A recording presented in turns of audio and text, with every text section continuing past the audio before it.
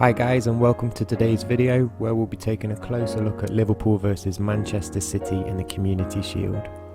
Now, neither team was at full strength as they both had players either still recovering and returning from the African Cup of Nations or the Copa America, but we still ended up with a pretty good game to watch. There were some really interesting tactical choices made by both teams, so we'll be looking at that as well as looking at the key moments of the game. So without any further ado, let's get started. So the game started really brightly, and in the first 10 minutes both teams had good half chances that either came from good pressure or forcing a mistake from the opposition. I'd say that Liverpool probably shaded the first 10 minutes based on chances, in particular that one from Salah. But overall it was pretty even. But once the first 10 minutes had gone, Man City really started to find their groove and made some interesting tactical choices. So if I just take that back a second, let's look at the formation that Man City had. So they have 3 across the back line, and as we move this forward just a bit, 3 across the middle in their 2 fullbacks and their defensive midfielder, 2 central midfielders, and a front 3. So this was a really interesting formation for Man City to adopt, and it caused some issues, and a big part of the issue that Liverpool was struggling with was the ability to defend the long ball. So as we see, Man City are knocking the ball about at the back here. They're very comfortable in this situation, and really they're trying to draw Liverpool onto them, get them to move up. So again, they're not forcing the long ball yet, get the whole team to move up the pitch, and as soon as they move up the pitch and Bravo feels that there's a space that they can exploit in behind, then they'll go long. But as you can see, it's very patient, no rush at all. And then as we get to this picture, which looks very similar to the last clip, it's going to be the same sort of ball again, in behind the right fullback for Liverpool. So it was a really fruitful tactic in the first half for Man City that. And they had a chance they almost scored from. And once again, we'll see some more good patience at the back. Liverpool funneling across, doing their due diligence at the front, but at the back they were just a yard or two the wrong side of their men, and it cost them. And that free kick led to the opening goal, as we see it here. So the ball comes in, really nice finish from Sterling. Credit to him scoring against his old team. But let's just have a quick look at what Liverpool maybe could have done a little differently from this set piece. So we don't quite get the original ball getting kicked, but the ball's been the free kick, has been taken by De Bruyne in this situation. So, as it's played forward, Liverpool are quite organised at this point. So here's their defensive line, and they're all just going to, as the ball's played sideways, take a step up. That's absolutely fine. Leave players for Man City. And as the ball's played again, they're going to step up again. But this is where they get themselves into trouble.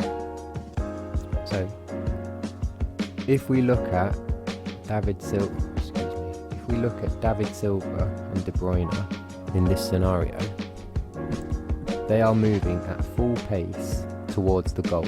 And then if we look at the Liverpool line, almost all of them are moving away from their goal. So there's a real transition here. So the threat here would be, if you time this correctly, there's nearly no chance for the defenders to have the ability to recover. So as we move this forward and people are moving the wrong way, if you just look at the momentum that the Man City players have in comparison to the Liverpool players, they've now got 4 players in the box against 2 originally, and you're always likely to get the run of the ball if you get that many players in the box. So a fantastic goal for Man City. Really, really nice to see a well worked set piece, but from Liverpool's perspective, definitely a few things that they could address, as simply as having a slightly deeper line. Okay, so let's have a look at what Liverpool were doing on the ball. So see them here, we'll just move it forward just a little bit. Again, it's patience at the back, knocking the ball around, no rush, and then it's almost like they just run out of patience and they go long, and Man City are in a position to win that. And if we just take that back a touch as well, before, when we looked at Manchester City kicking the ball long, they had a 5-on-5. They had 2 central midfielders and 3, all of their front line right up there. When we look at Liverpool here, they've got 2 players up top, 2 joining, but 6 Man City players. So if we're just playing the numbers, Man City have done really well in both scenarios here. And here we'll see again, Liverpool just knocking it about at the back. Very comfortable, they're a quality team. They go long and Man City eat it up, which is no great surprise. And here we're going to see one of the dilemmas that Liverpool have, because Man City tactically are going to cut out all of their midfield. So as we saw, it was just nice easy possession, but as we look at this here, let's look at the Man City players that are asking questions of Liverpool's back line there. So they've got 5 players right up on the back line, and Liverpool have only got 4 players in that defence. And if we look at this midfield 3, they are all marking space. So Man City, by pushing men up right onto that back line, make it really difficult to pick up. And they would then either, in this situation, you might have David Silva pop off into space, or Jesus come and get it, and then you have to decide as a defender whether or not you follow them. But in this instance, they play long, and although it's just offside, this is just to illustrate the problems that Liverpool were being caused and the questions that Man City were asking, and it was very close to being a very simple goal when you think about it, but a lot of that comes from just having composure on the ball and the way you set the team up. So entering the second half, Man City made a really bright start again, playing some fantastic football, nice and composed on the ball, nice positioning by everybody. This one was just offside, but it was a show of intent. But after 5 minutes, Liverpool really settled, and it was the first time in the game I should say, that they looked comfortable on the ball. Now in the first half we would have seen this ball played long, and this time it's a quality ball between the lines to a man in space. So this half was all about how Liverpool adjusted to the first half and improved. Here again we would have seen them go long, lose their patience, but it's a nice ball down the line, and now they're in a position to attack Manchester City. So just by showing that little bit more composure on the ball and patience on the ball, they were able to create things for themselves. This is a great opportunity here by Van Dijk. The technique here is superb, just to be able to control that the way that he did.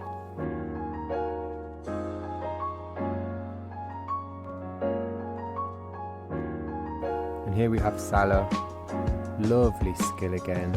He's going to get a shot off, hits the post, and this was all about Liverpool building pressure. But Man City had a great opportunity here. Sterling has to do better in this situation. I mean, it's terrible. We'll just scroll it back just a sec. As you can see, on the floor here, there's a Liverpool player injured. Now, Liverpool are upset that Man City haven't put the ball out, but that's not their obligation to do that. They do not have to do that. That's at the referee's discretion. What you're going to see from Robertson, who is the Liverpool left back, is he gets a rush of blood and he goes absolutely charging into Kyle Walker, completely commits himself, and now it's a dangerous counter-attack. So that loss of composure really created that chance for Man City, but talking about lack of composure, that's awful from Sterling. But what we're going to see now is just some clips to show how different Liverpool were playing from first half to second half. So in the first half they would have already gone long by now, I'm pretty confident of that, but here you see they're knocking the ball around the back, a lovely switch of play. And now they have Man City where they want them. They're dominating territory, they're dominating possession, and when Man City do win the ball back, they're now not in a position to easily retain it. This is basically 20 outfield players in one half of the pitch. It's really hard to find space to then get to the other end of the pitch as well. So whilst nothing directly comes from this, it's more illustrating the pressure that Liverpool were putting on. And here is another adaptation they had. So very familiar position. We have our 3 Man City players at the back, including the goalkeeper. Our defensive mid in front here. But as he goes long here, we'll just watch for when Matip and Jesus come into shot. So that is what I was referring to in the first half, giving yourself just a couple of yards. In this case, he's giving himself 5 yards, and you'll see Jesus is faster than him, but by giving himself that space, he's then able to really challenge for the ball and win it back well. So that was massive for Liverpool, just dropping their defensive line a few yards, stopped Bravo from being able to do what he was doing in the first half. And here we see Man City knocking the ball about well. This is all about Liverpool's work rate. Look how they're harrying them, and whilst Man City are good enough to beat pressure, if you pressurise them to make them play backwards when they make a mistake, it's better for your team. So here you can see they're now basically on their goal line, under pressure again. Brilliant work rate from Liverpool, harrying them for the last 30 seconds they've been pressing like this. See Man City going further and further back until eventually they go long, and they weren't set up to go long. So whilst Liverpool didn't win the ball back with that second ball, challenging for a header on the halfway line is very different to having a striker running in behind your defence. So they would absolutely take that. You see more of Liverpool again. Long ball now. The long balls they were playing in the first half, when it was played, if you remember, they had 2 men up top and they had 2 men joining. Now it's a complete role reversal. We have 4 Liverpool players pushed high against the defence, and then we have Henderson, who's going to drop into this position here to pick up that second ball. Really important position to take up that. And as you can see, Man City don't have anybody defending that position, which is a problem. Doesn't come to anything from this particular occasion, but again, it's more to highlight what Liverpool have done to change the momentum in the second half. And here we see the equaliser. Really nice finish from Matip. Let's take a look at some of the defence that was going on there.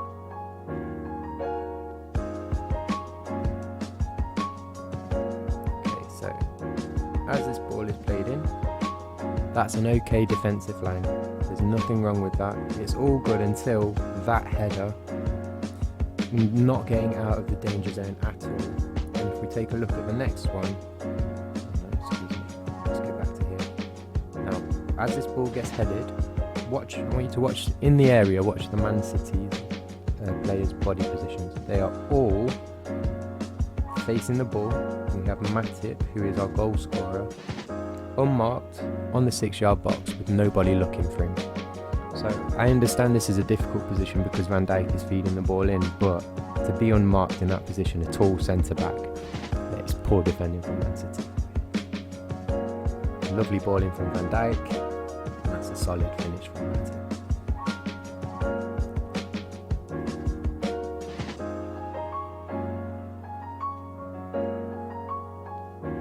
And here we see Liverpool starting to build that pressure now. They're creating more and more chances. They're making mistakes. Man City are making mistakes, forcing errors, so they're creating chances for themselves. And they were really close to winning this game. And when you talk about really close to winning it, I mean, it doesn't really get too much closer than this. This is wonderful athleticism from Kyle Walker. To get that ball straight up is incredible. As you can see, he jumps off his right foot and then kicks it with his right foot. And I don't know if any of you have ever tried that at home. That's not easy. And yeah, that was with maybe a minute left to go. It was the final chance for Liverpool to win it. Oh, the penultimate chance for Liverpool to win it. This is with 10 seconds to go. Again, if you're looking at this from Guardiola's point of view, long ball, first of all, Otamendi should leave this. That should be the keeper's ball. But as soon as he's decided to not leave it, just look at the gap in front of that back four. He needs his midfield working harder to recover, to make sure they get goal side of Lallana and Shaqiri in this position. It's too easy, and it would have been a real kick in the teeth for Man City if they'd have conceded with 10 seconds to go. But overall, I'd say a draw was a fair result based on the first half, where I thought Man City were substantially better, and the second half where I thought Liverpool were substantially better. So it's as even as it gets in that respect, and with it being the Community Shield, they now go straight to penalties. So we'll fast forward through to that. As you can see, Van Dijk Van Dijk chooses the Liverpool end. And this really annoys me when people talk about penalties being a lottery.